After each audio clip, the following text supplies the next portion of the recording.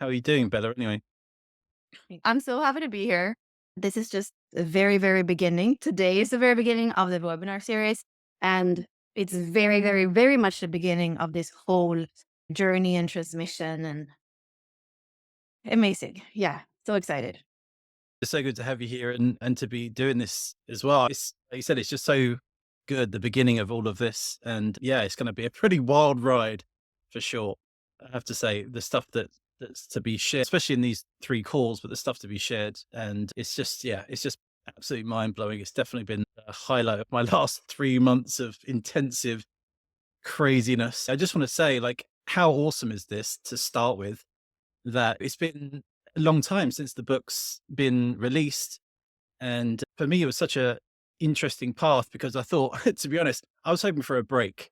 When the book came out, and thank you to everybody that supported this work from the very beginning as well, all the way back in sort of January with the pre-orders and then the book actually being released in the summer. And yeah, it's just really grown so great. And I was so hoping to do some webinars about the Lost Octave. And then what was really interesting was that Lionsgate happened again. So it took 9 months for the book to from sort of the initial conception to actually a physical product. And then it came out and I was like, great. And I had 1 week in the summer solstice where I literally sort of took that 1 week off and I went to Avalon in Glastonbury. And the weirdest thing happened to me there, and maybe some people can sort of connect with this, but I didn't realize how so much input I put into that book and its production. Literally, as soon as I got to Avalon within that bubble, like sacred, I got there and I basically collapsed, like physically, actually collapsed on the floor, which was weird. It was like just my whole body just shattered in a way. And so the rest of the week, I was actually trying to recalibrate my sleep patterns because as writing about the stars, my whole circadian rhythm changed. I was up till 3 a.m. every single night because that's when the energies and the transmission was coming through. And yeah, it was really interesting. So I was hoping for this break and I had this 1 week and it was amazing in the summer solstice. And then Lionsgate happened again. And I had no intentions. I didn't know where the next thing was going to happen. And then just this floodgate opened and of course, this year it's the 888 portal. So we're in the year of the dragon. And of course, the whole book about the octave and eight.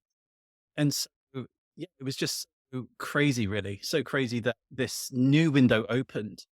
And so it kind of pulled me into what now became this second part two. And it was just like from one thing straight into the next. And so that's really why it's been so long. That is so great to actually finally be here and be sharing this because I would say that this has definitely been the fastest thing that's ever happened because it's only been since Lionsgate to now to be an online platform, the whole course, all of the star codons and everything. So that's really where we've ended up. And it's so great that it's kind of like such a beautiful thing that in gate 71, or hexagram one is where the star codons is being birthed. And I think for those of you that know the sort of gate one or 71, it's that initial birth of the whole of creation. And it's really interesting because that ties in so much to what this is now about the star codons. So I just wanted to share that with everybody because it's been such a crazy journey for me from the birth of the lost octave and then straight into a whole new realm where this course is such a huge thing. So I just wanted to say to everybody that's got the book and such beautiful comments and reviews and sharings, and it's so great to see a community coming around it and gathering around it. And so yeah, I just wanted to share about that before we get going into the next octave of things. So yeah, essentially welcome. Welcome to this. And I'm so looking forward to the fact that this is the beginning, really, of more of this coming out and more of these webinars, more sharings, and able to create this sort of community and place where people can start to gather around this work and share their own journeys with this. And so I wanted to introduce Bella. I mean, a lot of Bella and her beautiful work with human design and gene keys. And I mean, how many years has it been now, Bella? 10 years, 15 years? for you? Yeah, I think I started sharing like 10 years ago on Facebook, but that was just out of my own inspiration. Again, that thing about being a fourth line and feeling that we really love when there's somebody on the other side that can receive what we're doing. So it came from that inner inspiration and awe of the mechanics and the geometries that I was discovering, and then wanting to share that. So starting just in Facebook groups and creating more of a dialogue or a community around this. And also because I think my take was always that human design and gene keys go together, which I feel like there's a transmission that started to come in that is kind of the modern take on the I Ching, which was 1987 with Ra Hu. And I think that the work that you're doing now is just showing us that this is a living transmission and that we are revealing and remembering more. And to be in that transmission, I feel like it's never stopped. And there has been a little bit of that kind of, okay, what's the next thing? And also my own way of interpreting it. So that's also when you started to share with me how I was resonating so much. And this is, we could say, the third transmission in basically a year and a little bit more, because you started with the soul colors that most here don't know what it is. And then it was the portal with the Lionsgate last year. That was the lost octave. And then there was a new transmission, the star codons this year. So it hasn't stopped from the very beginning. And it's quite funny because all the times I think I was in Sweden when you were having something new coming through, well, that was maybe not so much about me, but it's how I started. And then Unlock Your Design, which is where we are bridging the gap between human design and gene keys, but also where we have been speaking about walking the wheel and also using an astrological language. And that is for those of you that have the book, the Deacons, right? You have the astrological geometry. And if I was only into human design and gene keys, it would have been a little bit harder to understand the wheel, because even if we have the Ray mandala or even if we have the pulse in the gene keys, it's not necessarily that understanding of how it is the zodiac wheel that goes together with the gates and the hexagrams. It's so great. And yeah, that's why it was so great to connect with Bella way before I even brought out the Lost Octave, as Bella said. And I felt it's really important to, and kind of really beautiful, really. And it goes so well with the star codons, which we'll get into, that there is a male and a female guiding this journey. And of course, well, actually, I probably couldn't have done this on my own, to be honest, because Bella's been invaluable with her wealth of experience in this realm. But it's like it's so great to connect with somebody else, and we can speak that one common language where we can take it back to the bare bones of the hexagrams. And then with your wealth of knowledge, with what you've done with human design and gene keys, and then with this new transmission, it's been really great to share like kind of these different angles. And so it's great for me to share the brand new insights to somebody who's been doing this for over 10 years. And it's great to have that feedback. But I think this is a really special thing for this work, the star codons, because it's funny because I called the star codons that they were the genetic answers to our universe. And it was beautiful because the lost octave was our story in the stars. And then the star codons came along and it was like, well, these are the genetic answers of the entire universe. Because really, when we go down to the building blocks of all life, all creation, everything that we can perceive in this realm and into the other dimensions, they're all linked to the DNA. And that's obviously linked to the astrology through Ra's amazing work that he did as that foundation. And so, when I'm speaking to people about human design, I sort of say that I feel like often that if Ra was alive now, he probably would be doing essentially what I'm bringing forward, because it's like a sort of that evolution because of what it was in the 90s, right? That he sort of finished his transmissions. So that's quite a big gap, 20 years worth of where it's just been brewing in the collective.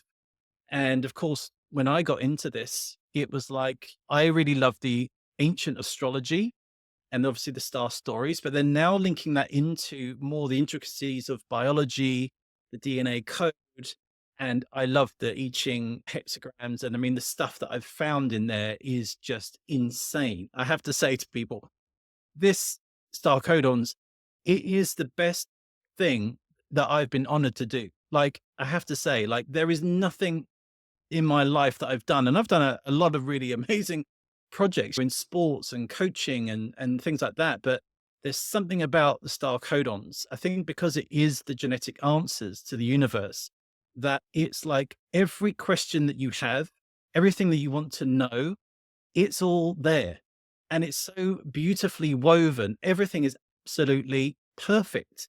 And I said this to the Lost Octave as well, that when I was doing numbers and figuring out the geometries as a line one, so I'm a 4-1 in my human design. So line one is like understanding the systems, right? So it's interesting because line sixes are sort of like being able to see the whole system.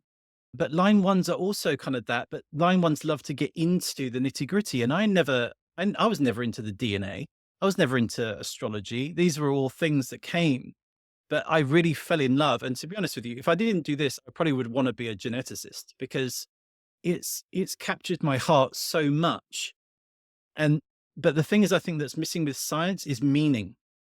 Because yeah, okay, that hexagram is that amino acid, and we'll get into all this conversation, but it's like when you can see that that is linked to a star, that star is connected and ruled by this planet, and that's in your natal chart. And then you've got this macrocosm of the cosmos now pulled into the microcosm of your actual physical body. And you start to realize that we're made of stardust and everything's connected. And that's really why I would say that the star codons are the greatest thing that I've been privileged to bring forward. And that's why it's been such a fast transmission, and that's why I wanted to share with everybody this and say, like, this is a grand experiment. All right. This has not been done before in this way. And some of the connections are completely brand new, and especially elevating it into multi-dimensional cells. It's very, very Aquarian. So again, it's this very futuristic, forward thinking process, but it's so relatable. And I think that's because of the whole Lost Octave was about 72, gate 72, the Taurus. And what I found was in my sidereal north node, that's gate 72 for me. So it really makes sense that the whole essence is to take the entire cosmos and to pull it into the understanding of our physical everyday life. And that's really the path of Tantra. So that's the beauty of being able to, Tantra means to weave, right? It means a technology or a weaving technology. And well, what's the weaving technology in our body but the DNA? And so this is why I say that as you start to move in all these different fields of maths and science and meaning and star stories, it comes back to this one thing, that our genetic code is this is the map. And the stars are sort of the projection of that DNA code. And one thing I'll share before we fully get into this is even the star constellations, they actually mirror the amino acids. And this is wild. Right? And so one of them is the serotonin molecule or tryptophan molecule. And it actually mirrors the star constellation of Orion. And so when I was looking through this, I'm looking at the genetic code and I'm seeing star constellations. Now that is something that cannot be made up. That's something that is just so beautiful, such a harmony that it doesn't matter whether we look on the micro level under a microscope or whether we look up at the stars, it's saying the same story. And so the star codons are there to reveal what all of that means, to start to bring it into sort of tangible, embodied, everyday understandings with that sort of beautiful artistic and poetic license to sort of fall in love with DNA, fall in love with the stars and see that they are actually just beautiful mirrors of each other. I don't know if you want to say anything about that, Bella, but For me, why I feel that the star codons are so powerful is that they're so essential. So for those of you that bought the book, you know that it's not something that you read in a whim. It's something to savor. It's something to allow it to come into you. And you could read it so many times. I have read it several times already, and I often leave Robert a message saying, I discovered this. I was spending some time with Cancer. I was spending some time with this gate. And what I feel with the star codons is that they are so essential. There is so much story, but the story is more be in between the lines. So you get something quite simple and very clean. I feel that most of these transmissions that comes through a human being, whether that is you or who or the people that wrote the Bible, right? It always has a voice of the author, which is beautiful. And at the same time, for me, what I felt with the star codons, why they started to go so deep so fast and just working my DNA and working my body and pulling on all these things was that they seemed so essential and like they didn't have a voice of something foreign. So there was nothing in my system that said, oh, something is imposing something on me, where I have to filter this voice of cynicism, of poetry, of accent, of some kind of all the different things that can make us sometimes be a little bit resistant to a transmission wasn't there. For me too, of course, you have created a ground with the lost octave. And for those of us that are in the I Ching or in human design or in astrology, we also have a foundation. So when we are starting to learn about the star codons and these combinations of gates that we didn't even know had to do with each other, it's something that takes everything that we already know and just puts it in a new perspective. And then it starts a whole new thing. So for me, this is really the next octave of whatever has been done so far in the transmission that's probably started with the I Ching, but even before, because you're just remembering by being here and tuning in. That feels like my way in, and also why I felt such a big yes to just continuing and allowing you to come in and come in. Sometimes we don't need all the beautiful words and the poetry, which although through the mythology and the stories, that's beautiful, the storytelling has its place. But today you're going to get a little glimpse of it.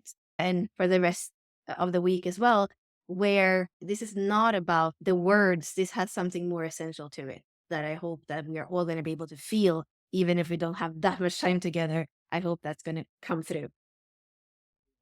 Beautiful. It's so great as well. And it, for those that are maybe brand new to this as well, like even some of the words that we're speaking may seem like super advanced, or I have no idea any of this, and it will all come very, very clear. And it's so beautiful how simple actually these things are, because the I Ching in itself is like a rite of passage, right? To even sort of take that on to start looking at hexagrams. That was sort of like initiation, right? Philosophers would, take something like that to write their own sort of commentaries on. So taking on that, taking on the whole DNA code, taking on the whole of astrology might seem like, oh, how am I ever going to learn this? And I don't understand. But really, it's so simple. And I think, as I mentioned in the Lost Octave, that once you certain patterns and you are sort of given like the cheat codes, then everything starts to happen so beautifully. It's like almost like that you widen the view,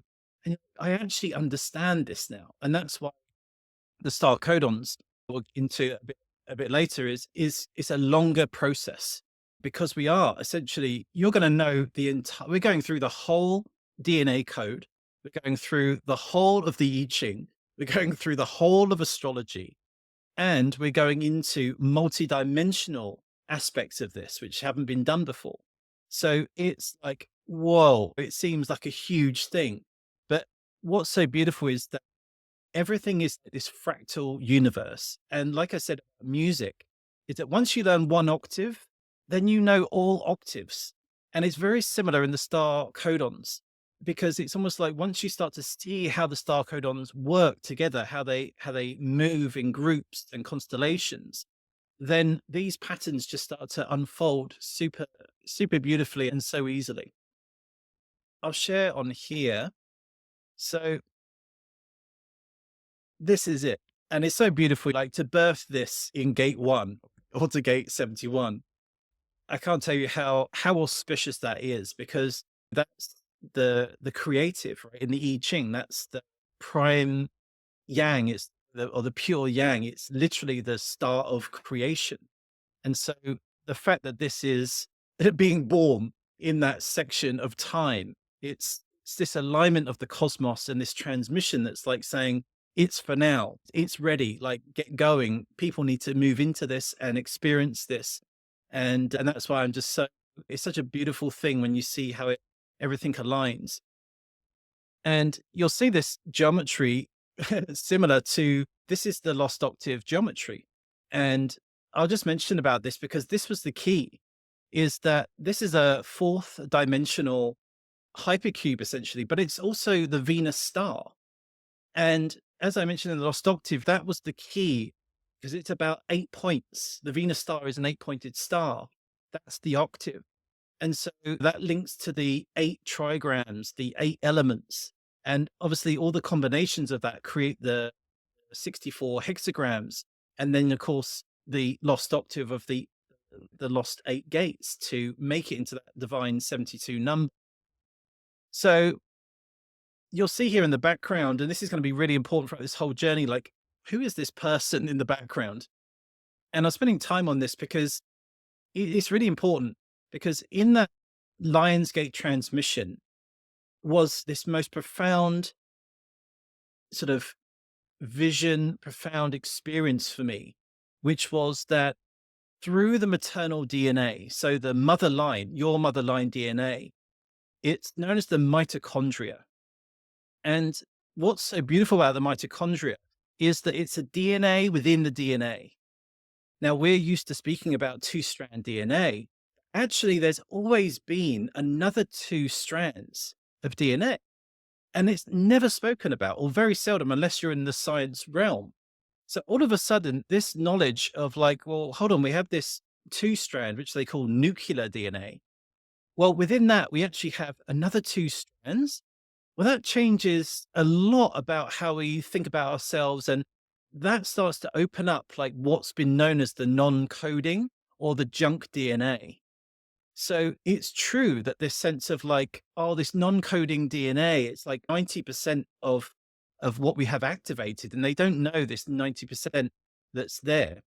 And so actually the maternal DNA is one of these keys that opens the door into this extra percentage of DNA. And the amazing thing about maternal DNA is that it's the same in you as it is in your mother, in your grandmother, in your great great grandmother. And you can track it's exactly the same code that runs through you, that runs through your ancestral line all the way back to first Eve. And this image that we're seeing, this is first Eve. This is my artistic depiction when I went into my vision, was this sort of like, sort of wild woman. And it was really interesting because this journey took me to a certain destination, which I share. And it's about this star codons is about tracing the mother line all the way back to the first mother of all creation or all humanity in this world. So that's her 8 billion children right now is on the planet. And so essentially the star codons and the DNA, everything, every single person is connected through their genetics. And that's why I say it's the answers to the universe, because the actual how mitochondrial Eve was formed from stardust. Yes, so it's this beautiful sense of we're actually going to go on this journey of tracing our origins through our own present moment bodies. 13 billion years is living inside you. And that is incredible to know that this DNA is the same DNA, that it hasn't changed in the maternal line, that it's just been passed on and through. For me, that was the auspicious start to the star codons. And I was like, wow, to bring this forward now, to do this ancestral work. And of course, we're in gate 71, and we've just had the Samhain, which is that sense of ancestry, going back to our ancestors and the ones that have passed, or the sense that they're ever present in our now and helping us and assisting us in this time of great change and the new humanity that's being born. To have this principle that first Eve, that we're actually going to track first Eve through our own body. And we're going to open all of those doors through all of those timelines. And to me, that was like, this is such a great transmission to start with and to explore. So the Lion's Gate, this is first Eve. And you can see that in the background here, when I connected with First Steve, it's like, well, where is there a place on the earth that First Eve appeared? Like how this sense of like the Garden of Eden in the Bible, it's like, well, where did that actually happen? Did it happen? And through science, which is so beautiful to link science and spirituality together. But yes, we can actually trace it. And this was my journey through the DNA to find out where First Eve would have been. And this is really where it blows the history books into smithereens. And there's a huge disparity because humanity's meant to be 6,000 years old, according to science, right? Well, how can that be possible when they can actually trace through the DNA back to first Eve at over 300,000 years ago? That is mind blowing. And of course, they speak about that mitochondrial Eve is like the first cells started to form together. And then, of course, they multiplied and they started to create the first evolutions of human beings. And what's really interesting is that we know that our chromosomes, for example, have been fused together and spliced from our 24 chromosomes into 23. And that was meant to have happened around 200,000 years ago. So this is when we can start to see, this is interesting that first Eve would have been at this time. And when I traced this, it took me all the way back to the motherlands of Africa. And I kind of felt that was so right. And this sense of that all of humanity was birthed out of Africa. And I think that's perhaps why, I don't know about you, Bella, but I went to South Africa when I was really young, but there seems to be that everybody seems to have this agreement that Africa holds something special. And perhaps if you've never even visited, but the music or the sense of the tribe or the sense of the beauty or the even today, the unknown sense of even the Congo, there's animals that we haven't even discovered there because it's so treacherous to go into some of these places in Africa. And it's full of diamonds, it's full of gold, it's full of tea and herbs and natural medicines. It's literally like the Amazon rainforest. It's one of those hubs of creation that seems to be birthing humanity from it and still does. And so part of our journey is to go back to First Eve, to Africa. And I've actually managed to find the exact location of where first humanity was born. And it's so auspicious because that leads me into the next part is that in my vision for this and with the geographical understandings, I actually now know where New Lemuria is actually going to take place, actually physically on the earth. This is not just sort of like a transcendental thought. This is how the DNA works, how it's all grouped. And so when I went on this journey, it took me to this mother tree. And the cosmic tree is one of those emblems that's been the tree of life, the tree of light, the sense that it bridges the earth and the heavens. And it's this sense of roots, right? Which is that twisting vine. And that's the DNA. And so it's like from the heavens and the earth, we're all connected through the trees, through that sort of almost mycelium network and the roots of earth. And this is all connected to where New Lemuria is, which we maybe we'll get into get into that. But it's amazing how Gaia this time is actually creating a new Lemuria. And the fact that this has been revealed in the star Codons shows me that this is the step forward for that sixth root race and that we really are moving to a completely new frequency band because that third root race and then the sixth root race, well, the three and the six are harmonics even in the hexagrams. So it's a beautiful thing that so through music, through the hexagrams, through the DNA, all these things are connecting and saying the same story. And so this sense that New Lemuria is being birthed, and I think we can feel that in the collective, in our consciousness. But now to actually have geographical connections that we can trace our roots back and we can start to open these doors in our consciousness and actually start to receive these codes to activate our DNA. To me, it's just it's just been an absolute magical journey in the last 3 months to compile all of this through. So I don't know if you want to share anything on that, Bella, how you feel, but you're probably hearing some of this as well for the first time. Why you should take it back to the gate and to the beginning and wearing the wheel. So for me, this is very connected to the part of the wheel where we have Gaia, where we have the 19, where we have the 60, also the 41, and feeling that it's not just a theory that's out there and that we can learn about, but this is actually happening now. And this is part of the evolution of the remembering where we come from and the evolution of where we're going. And also feeling that feminine energy that you are conveying through even speaking about the Taurus in the 72, but also here with First Eve and a new beginning, it feels like, but that is respecting everything that ever was before.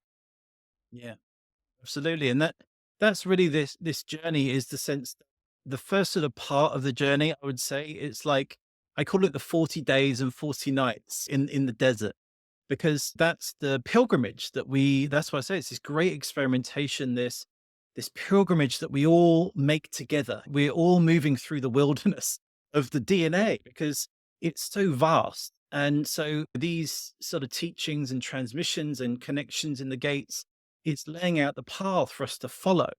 And I've obviously gone through all of this, but at the same time, like I'm also a voyager with everyone. It's not like, oh, I've done this and I'm just going to show you how it is.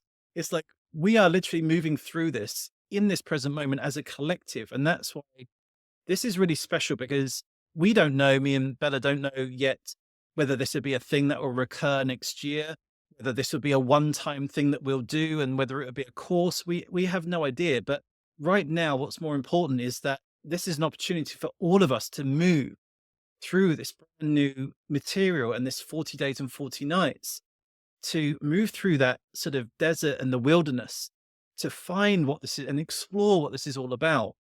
And then there's this beautiful part of where we reach the promised land, right? So it is kind of this biblical, beautiful narrative in here, because once we reach the promised land, it's like we've done the ancestral work, we've tracked back to first Eve, and then we're sort of slung through the quantum realm, through multi-dimensional layers.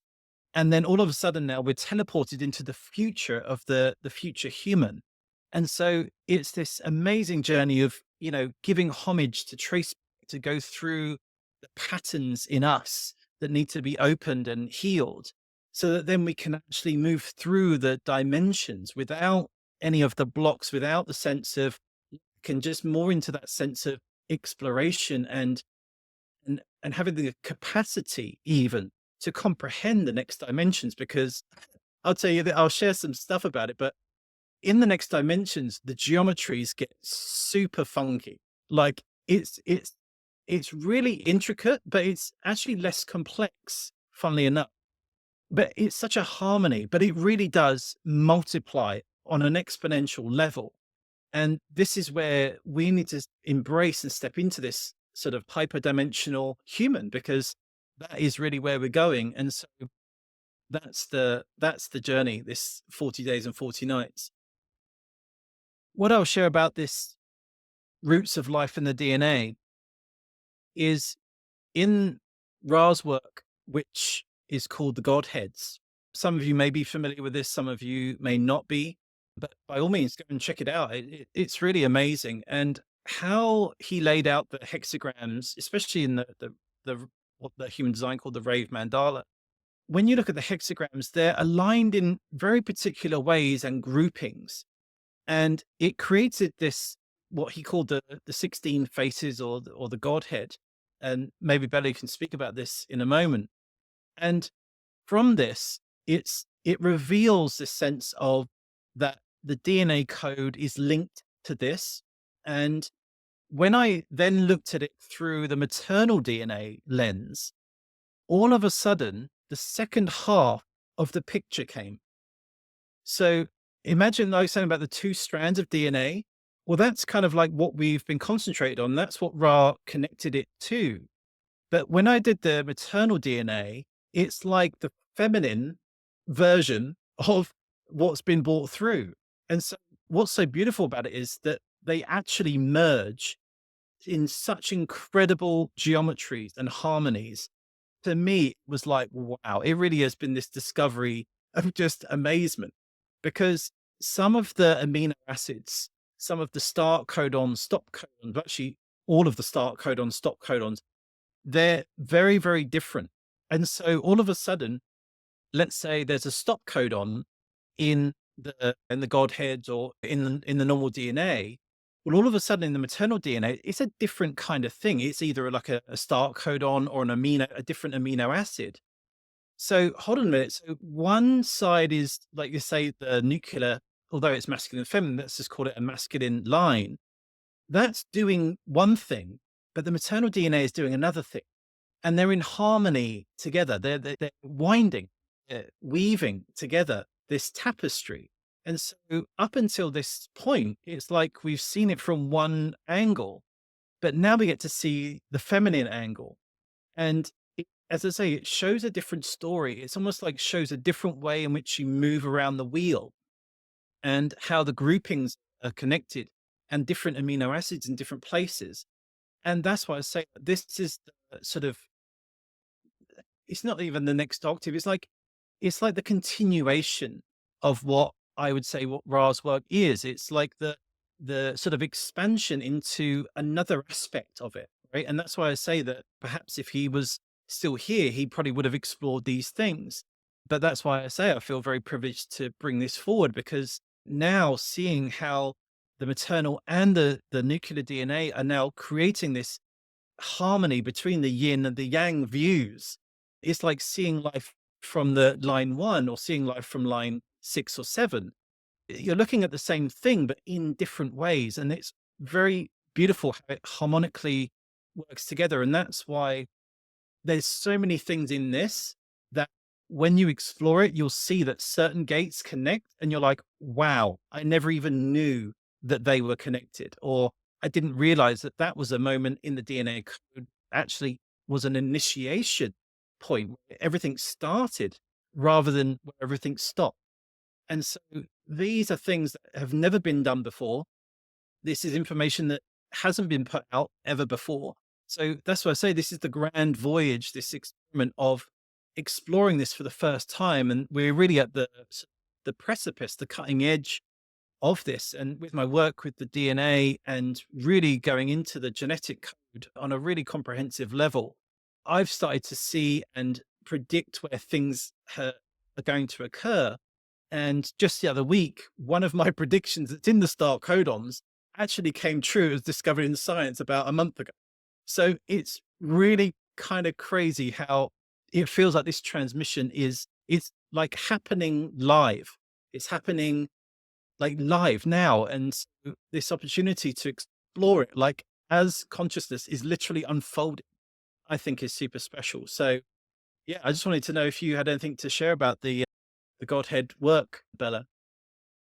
Yeah, the Godhead has a lot to do with the program because according to human design, we're all in a program.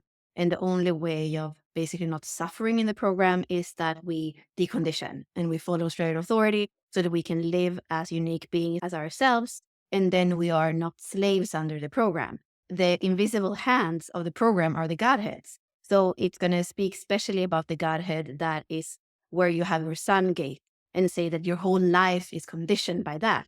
So it's a little bit cynical in that sense. And I had a comment last week on Facebook where somebody from human design said, oh, there's no way around it. I was saying, yes, it's a Godhead, but there might also be another way of looking at it than that you're a slave under it. And basically this person was saying, there's no other way, no choice.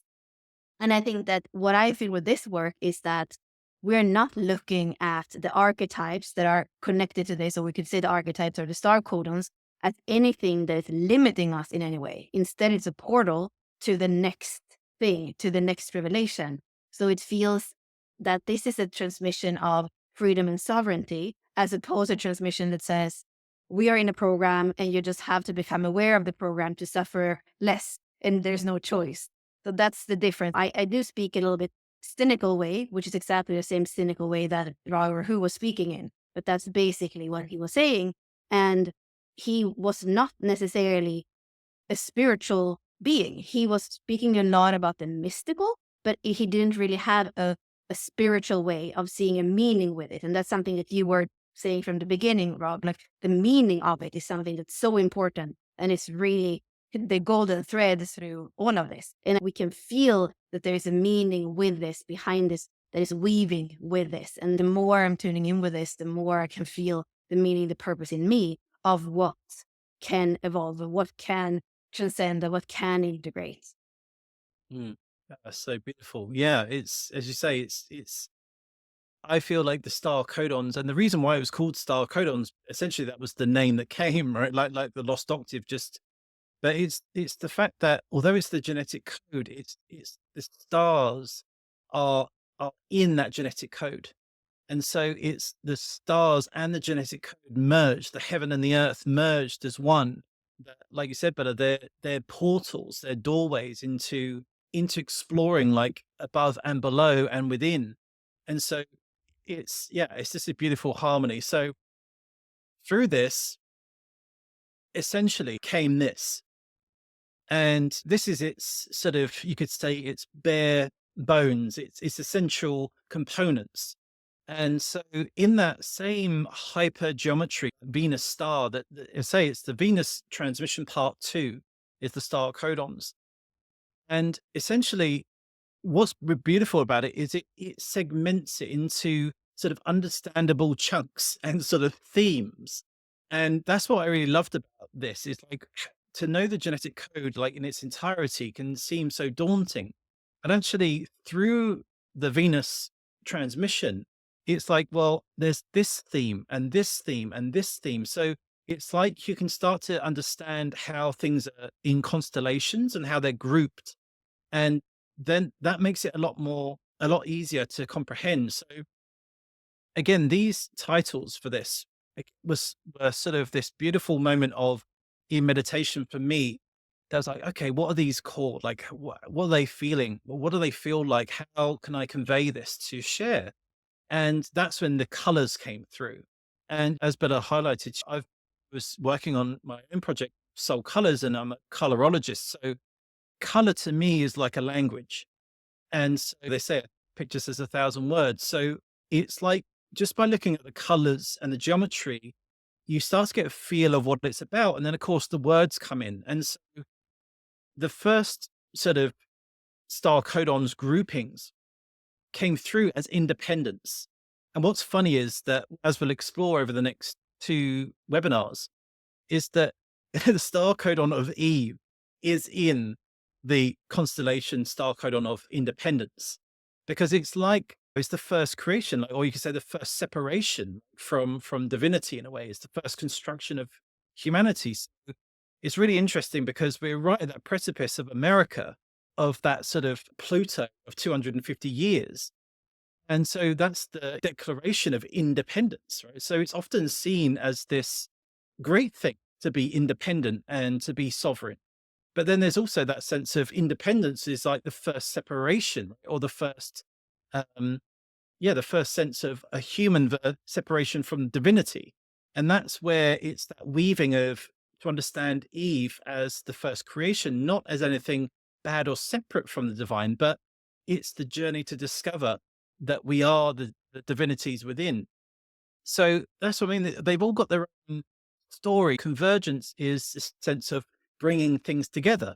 So that's really interesting that the first one's about kind of splitting apart, like this sense of independence. The second one is about how things start to veer together again.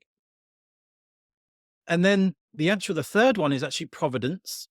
And of course, divine providence, right? That's kind of like the divine plan or the synchronicity or the star story that we play out. That's all kind of scripted in a way that's open. That's our lives. It's the sense that we have this natal chart, we have these influences, this imprinting, but actually we get to co-create with this.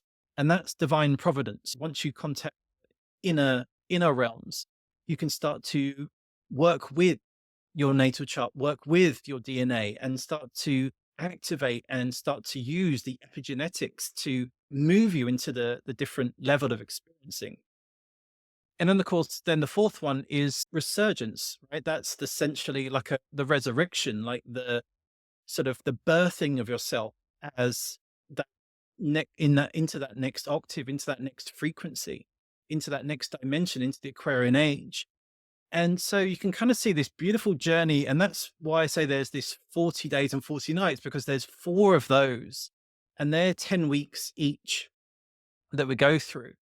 And then once we go through that, then we finally end up at Omnia, which is essentially where the lost octave is anchored. And Omnia is like, means all. It's omnipotence. It means like all powerful, and you have all knowing, and this all these om words. It's like the sound om. It's like it involves everything, and that's really where we take it into the next dimensions. Not just from the third dimension, but we actually go through into this, which is the fourth dimensional geometry.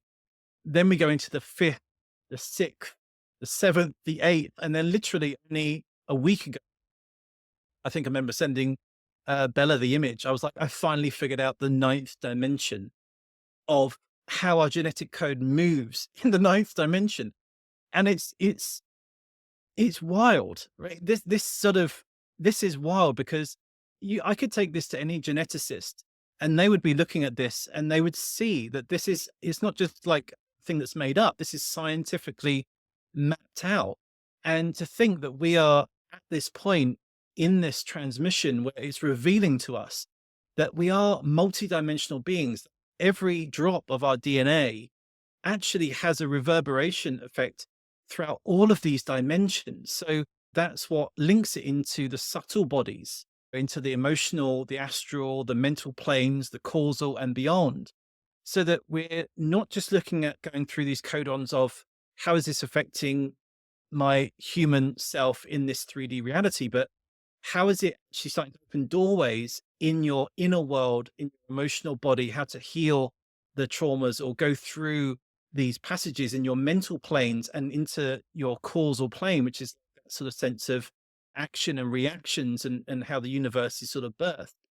So this is much, much deeper than just saying this is connected to this gate and this is connected to this star and this is the amino acid. Like, this is opening us up into understanding ourselves on a multidimensional level. And that is why I'm so excited to share about it. So, yeah, I don't know if you want to mention anything, Bella, how you felt about the difference in the star codons in the different geometries and colors. I feel like I want to take it back a little bit so that you that are here also understand what we're looking at. The genetic code, we can say that is corresponding to the hexagrams, right? And when we are looking at this, we can basically see different groupings of the hexagrams. And they're going to be the same way that the gates live in different parts of the body graph. Like this on a multi-dimensional level, we're going to have the gates that are going to live in one of those worlds, the world of independence, the world of convergence, or the process of convergence, of providence, of resurgence. So we are starting to see a geometry where actually the hexagrams or the gates are starting to speak to each other and telling us a story of, for example, like what is independent. But then we have it through the star codons that are like pairings of gates. So it's a story on so many different levels and so many different dimensions. But just to kind of take it back, what are you looking at? We're basically looking at different groupings of the gates that correspond to the hexagrams, to our code. And we can look at it, like Rob is saying, in different dimensions. And of course, when I see them mapped in 3D, 4D, 5D, 6D, I don't necessarily logically understand it, but there is a fascination and there's a feeling of, yes, this is how it must be. Although that kind of thing would never come through me. However, like I say, to see that geometry and to also just feel the felt sense of it in different constellations or different geometries, depending on the dimension, is really, really powerful. Oh, that's so good. Yeah, it's so great as a reminder, because for me, it's like being transported through this like a quantum leap. And so the easiest way I can probably explain it is that if you think about, every gate is a fractal. So, the 64 hexagrams and the plus the lost octave 72. So each individual gate is like independence, right? So it's like its own sovereign gate, and that's what we identify with in our natal chart. But then as you sort of move into sort of the next dimensions, they start to group together. And this is what is beautiful, Bella, as you say, is that every circle that you see here represents a gate. And so all of a sudden now you can see that there are groupings of 8 gates and grouping of 16 gates. And then you start to think, wow, so that means that that hexagram that you have, say like your sun sign or your Venus or your Mars, that's connected to 8 other gates. And so, and all of those are having an effect on that single fractal. And that's really what the whole point of the star codons is, to look at all of the fractals, every single gate, and then start to bring them and merge them as we go through the dimensions into oneness. And then you start to see that at a certain dimension, which is super cool, a certain dimension, the whole I Ching is one thing, right? So the whole DNA is one thing. And it makes sense. But it's so beautiful to see that we're so used to saying like, oh, there's this gate and this line. At a certain point, as you start to move through it, you start to see that that's harmonically connected to those, and then that's connected to those, and then it sort of like folds on itself, like a sort of, it's like pulling everything together, and that's the tree. That's where the mother tree is, like we're traveling the roots to go back to that new Lemuria, to the mother tree. And then that's really where the source code is. And then that's when we can expand into the next higher dimensions of all of this. And when I speak about dimensions, I mean, I love all of this because it's very Piscean, right? Like to be transcendental in that thought. And it took me quite a while to think about how does this relate to me, right? To say a 6 dimensional geometry and the gates and the kernels, how does it even matter to my life? But what through this, I've managed to take higher dimensions and make them understandable into everyday life. And there's some beautiful embodiment practices that we will speak about in the last webinar, which are so crucial to this. So to think like, oh, 6 dimension, what relevance is that to me? Actually, you'll be so surprised how important that is. And when you can activate that, how different you perceive things. And then you start to see that everything is so connected and you know it. It's not just sort of like conceptual or an intuition anymore. It's like, oh, I can actually see the pattern and how it works. And I can see that this gate is connected to these. And so you may find in your own natal chart that you may have the whole like codon, star codon of independence. And so that's going to be a theme in your life. So if you've got a majority of your gates all harmonically independence, and you're like, yeah, I like to be independent. And it's like, it's so amazing how it starts to mirror and give you sort of pathways into how to move forward, how to explore. And that's why I say it's just, it really is this sort of grand experiment that voyage that we're about to go on. So I think I've thrown a lot at you for sure. So I don't know if you want to, if you think it'd be a good time better for some questions. I know we're getting close to the hour. We will go into some of these star codons tomorrow. I'm actually going to read you, I'm actually going to reveal and read to you the star codon of E, because she has her own star codon. And it's the magic of this. You really don't want to miss it because it's just, it shows a completely different story to what we've known in the codons and the DNA with the hexagrams so far. And so it's the place to, it's the place to start our journey. And I'm going to reveal that tomorrow. I'm actually going to read you snippets of it and show you what you're going to receive when you go through this. So yeah, I think we'll do that tomorrow. And if there's any questions now, then that'd be great to start to answer them. I felt there was something I wanted to say before. Basically, what you were seeing in what we just looked at the screen, these are the 72 gates that you're seeing. What you were saying is actually all one, but it has these different facets. So that's why it doesn't really serve to just say, oh, I'm going to go and just dive into resurgence. And that's the little fractal that I want to dive into. It's really a journey of oneness. And I believe that when we are putting all these colors together, and even what you saw in the middle, which is the omnia, which is the lost octave, which is the 8 extra gates that make it harmonic for real.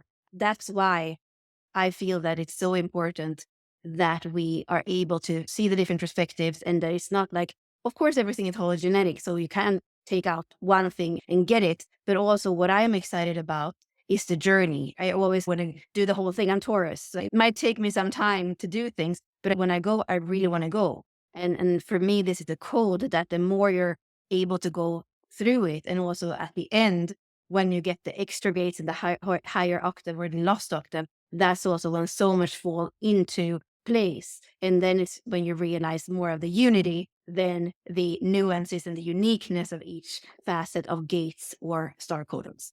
So just a little bit of kind of geometry from a simplifying sense. So perfect. And that's why it became, although I could section it into those parts, those 5 parts, when I was sort of discussing with you, but I was like, can we do it in the fractals? Like it was, but because everything's interlinked, like it's so hard to separate something that's one, right? So, and because otherwise you sort of miss out the fact that if you did say the independence and didn't do any others, you'd miss the beauty of how it connects to the other gates in ways in which have never been explored before. So it's impossible to, you're only going to get a part of the equation. And that's why this sense of this course is going to be a whole year's course. It's going to be 52 weeks. And it's kind of like a response also to the feedback that I got when I asked people about like, what do you actually want to do? How do you want to explore like the lost octave? And so many people said, oh, a mystery school, or like to do things that take longer because there's so much in each one. Like we're going to find it really hard to fit everything into a whole year. Like honestly, if we were to really take our time with this, like this could be 2 years worth. So it's like a quantum amount in this sort of short time, really. And in 1 year's time, to think that you would know the DNA, you would know all about I Ching, you'd know every gate, you'd know multi dimensions to it all, and all of the music. It's like what you can learn in a year, and that's why I say that the Lost Octave is kind of that testament. Because I never wrote a book before, I never did anything like that before, and in 9 months, that magic happened. And then now there's this, the star codons have come, so it can be so surprising how much you can do and learn and know and actually start to really use this in your life in that short period of time. And in 1 year's time, yeah, you could probably know this so beautifully well. It's going to be really transformative. So yeah, so I'm happy to answer any questions if you can see any in there, Yeah, Bella. yeah. It is so vast, and at the same time, you're going to realize what we spoke about in the beginning, that it's so essential. And that's where I went with it when you were giving it to me. I went to feel the essence of it. And then it's like a flower or a bud that's opening and opening. So I do feel that also the way that we have planned it out, that it's possible to do it in an essential way. And it's not necessarily going to be overwhelming. But that's also why we want us to be in a temple or in a mystery container, so that we are able to, like, as we're popping, as the different buds are opening, that we're able to be there for each other, because we know that this works on a cellular level, and cellular level is including the physical. And this is something that both Robert and I have felt through the bones to the physical. It goes there. So for me, it is important to have a community where we are supporting each other, and where we also have that possibility to share and to be connected. Because one thing is to receive the transmission, but then what do we do with it? And that's the feminine way of connecting, where I feel it's so important, and what I've been doing on my path with Unlocker Design. So that's the aspect of it where we make it ours, each one of us in a unique way. And some of you are going to go into the intricacies of the genetic code and all the decimals and all the details. And some of you, maybe more like me, I have one first line in my whole design. Maybe I'm just more bringing it in through a cellular intent and breadth of what the essence of it is. So there is no right or wrong way, but I do feel that doing it together is such a strong path. It's an experiment in one way. And on the other hand, I have no hesitation whatsoever. That's an amazing journey. And I see quite a lot of clarity what it is about already. Mm. Yeah, no, that's beautiful. Yeah. And as I say, tomorrow we'll get an opportunity to give you a sample of what it would be like when we do the weekly calls. And so over the year, it will be like every single week that will take one of part of the transmission and then one of the star codons.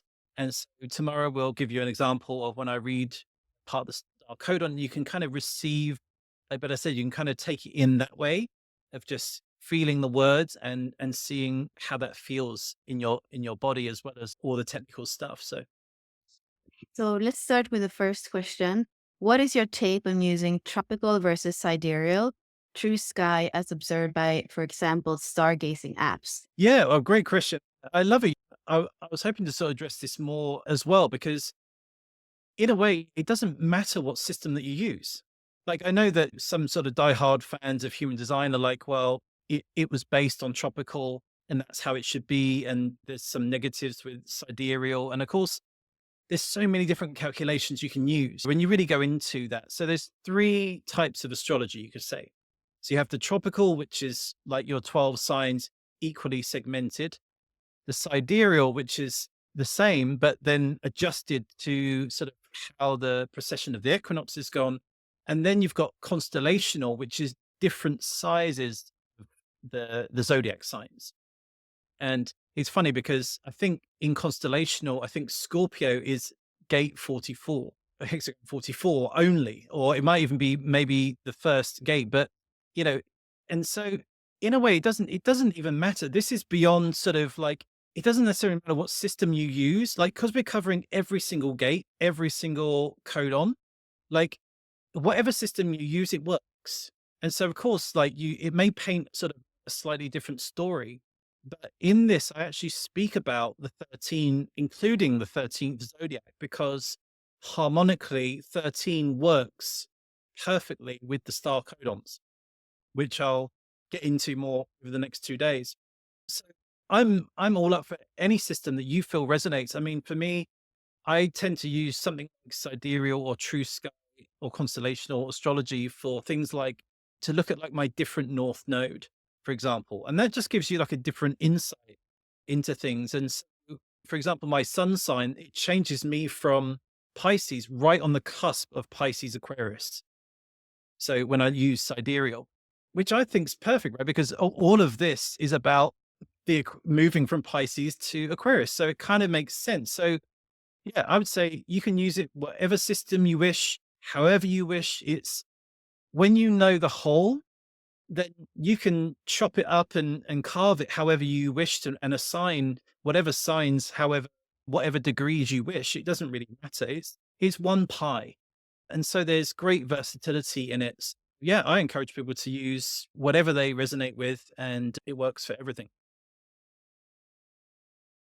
The next question that is around the first Eve and this being the first woman. So she says, my question may just be related to semantics. I remember learning that the first woman was Lilith. However, I don't think that this would be significant as I sense we're talking about the first woman in general. I welcome your thoughts on this.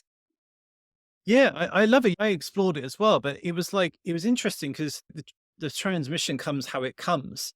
And so for me, it was first Eve. And of course, like in science, they actually have the term mitochondrial Eve. So that's what science regards as the birth of humanity. So for me, it was all about Eve. And of course, Eve is like, it's a sort of an archetype, it's a metaphor, it's an allegory, it's just essentially the first mother of all creation. So yeah, I mean, I know there's lots of different biblical narratives and different Gnostic texts that say about Lilith and it's not trying to cut any of that out. Like if anything, I'm fully welcome. But the one thing I would say about Eve is in the star codons, it's a completely different story to what you would expect Eve to be in the Bible. Like she is wild. Like she's not like, and the star codons, they're different to the lost doctrine because they're quite raw. And like Bella said, the, the transmissions, they're shorter, they're to the point and they tackle things that are like, they tackle taboos, they tackle the difficult things. They don't, the maternal DNA doesn't shy away from the travesties and the difficultness of life, the challenges. But you're being held and guided by the mother, by first Eve through this, by the Venusian love. And that's what allows us to tackle these difficult things within us and things that we've experienced. So it's not shy. And first Eve, it's when I read you this tomorrow, you'll hear it and you'll be like, yeah, she is a rogue. Like she's there to, in a way, how can I put it? She's there to upset the balance to create balance, right? So the the architecture of say Saturn, like that, the geometries and the matter and everything else, like that's like your structure. You need that in order to create creation. But Eve is there to be like the defiant one, right? She's the one that, bends the rules. She's the one that is the anomaly.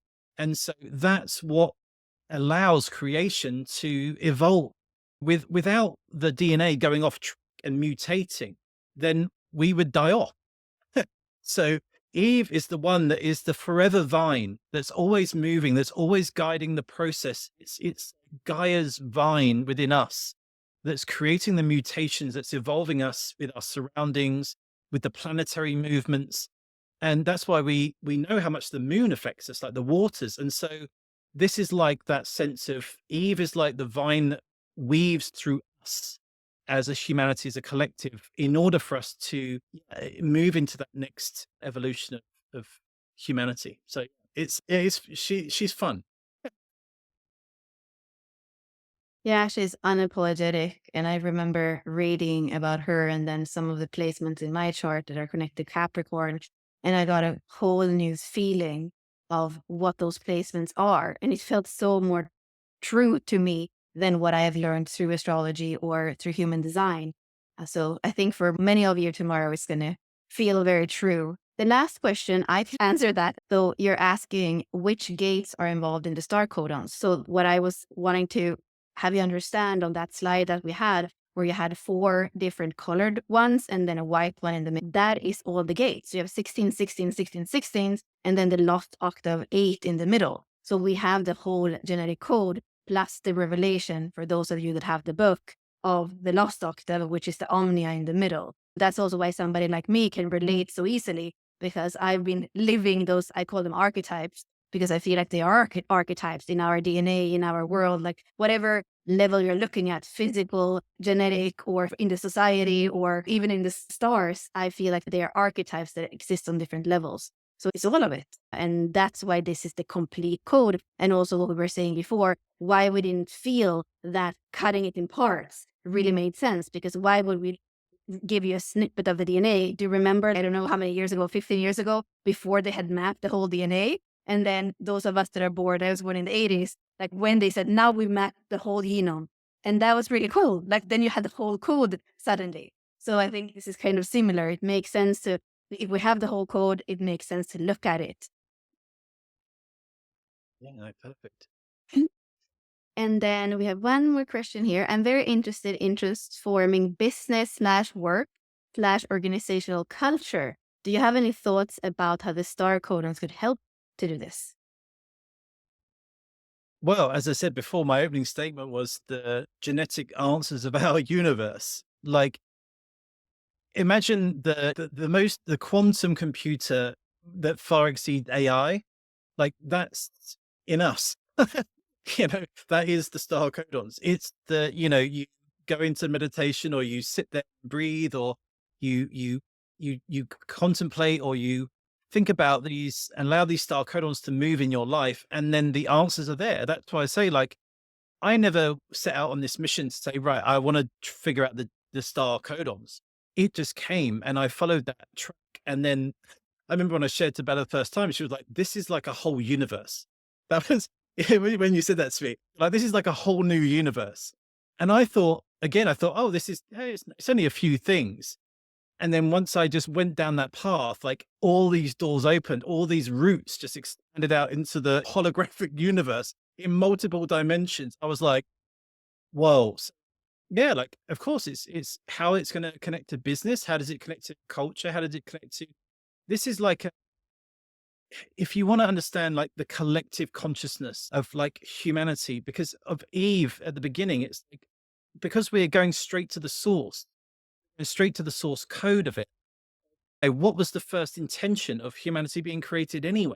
It's like it's all there in the DNA. And so but I said by covering every gate, by covering every code, by covering all of the DNA, you'll know everything. And from that, that's when you can consult the star codons for your questions and and receive your own answers. Obviously, like just because I've written about it doesn't mean that's the only perspective. Like the whole idea is that I can sort of show you the way that I've found. Like, look through this door. This is what I found. Then you walk through that door and have your own experience.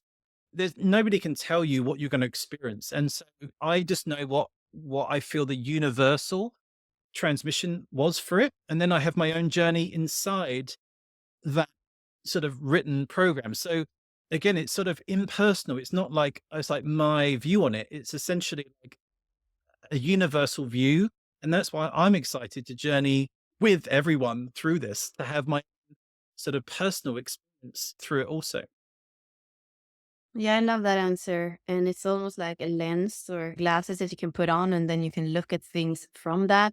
I also feel that we're going to have the possibility to explore that a little bit with this, but then we're going to speak about that the third day too, for people that really want to take this out into their work, whether that is in organizations or more like one-to-one work as a coach or in courses, that we also have thought about how to work with that together. Because one thing is to learn it for your own integration, your own transformation, your own resurgence, and all these things. And then there's also many of us that are here. There are astrologers or there are people that could bring parts of this into the world. And that's actually what I'm most excited about. And that's sometimes where I've felt a little bit held back by the regulations of the other systems that I've been in, because you have to respect where it comes from. And then there can be all these kind of different things. So at least from what I've heard from you, Rob, as well, this is something that we want to have go out into the world. And we want you to go out in organizations or wherever, like Julia is saying, wherever you want to take it, and then experiment and then come back and tell Rob, because I'm sure that there's so much to learn and so much to see and so much to unlock.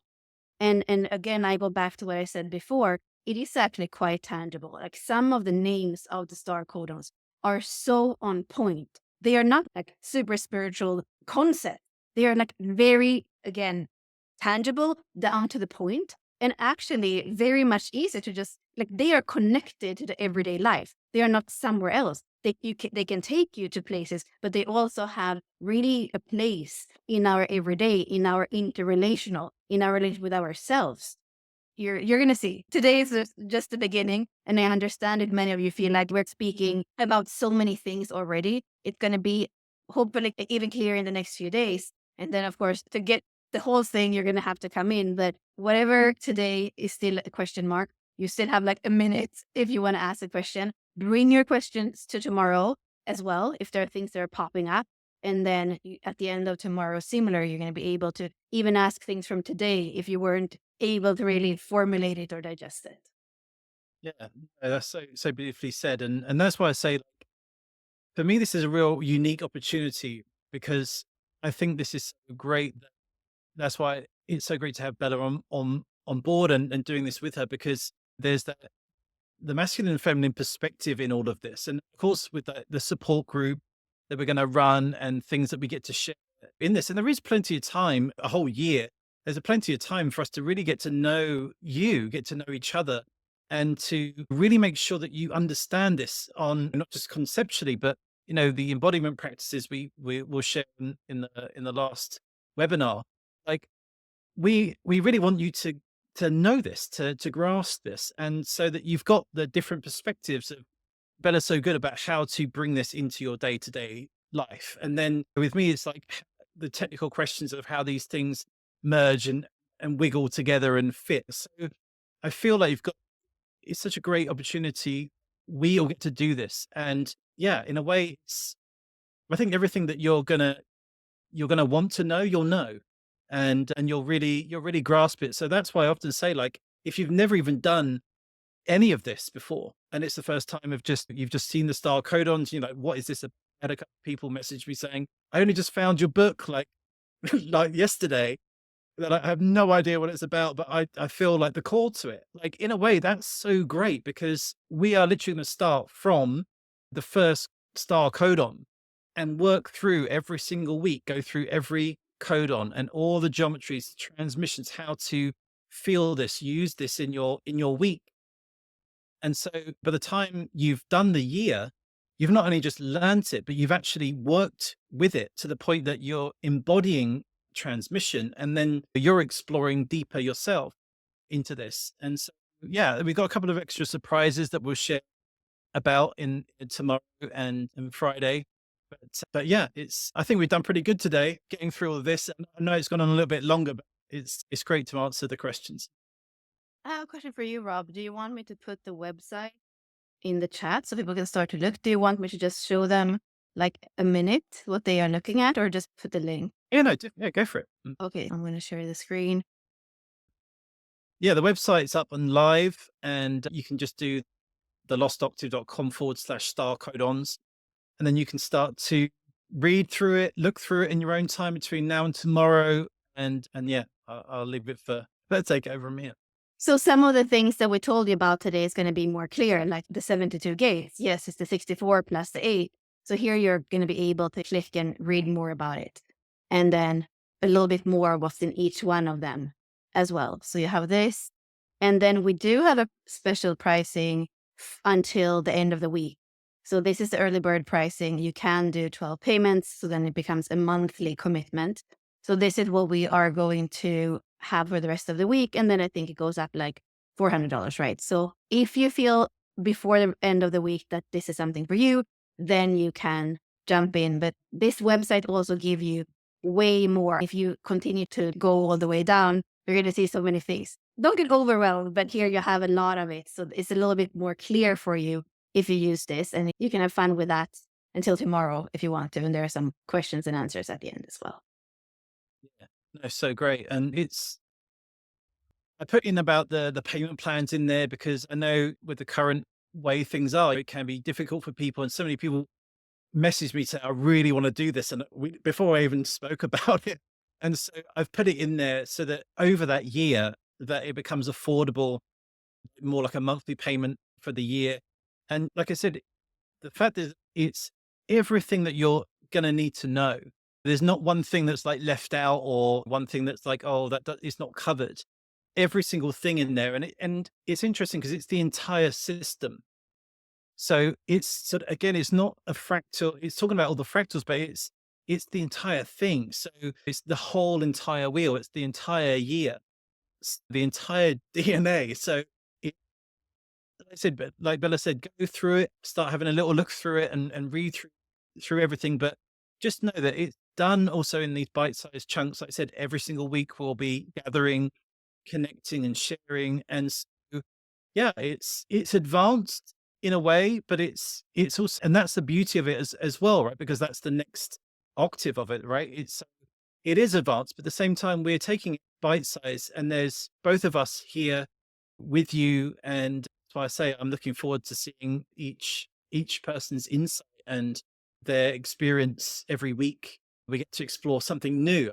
So it's like for the whole next year, every single week, there's something new connections, new understandings. And so that's why I think it's really exciting that it's kind of like a mystery school. It's like an intense year of going through something and knowing at the end of it that you will know this so beautifully well, and you'll see that what I've experienced so far, that beautiful harmonic of how everything weaves together. It's just so magical, and that's why I say I'm just so excited to begin and start. And so yeah.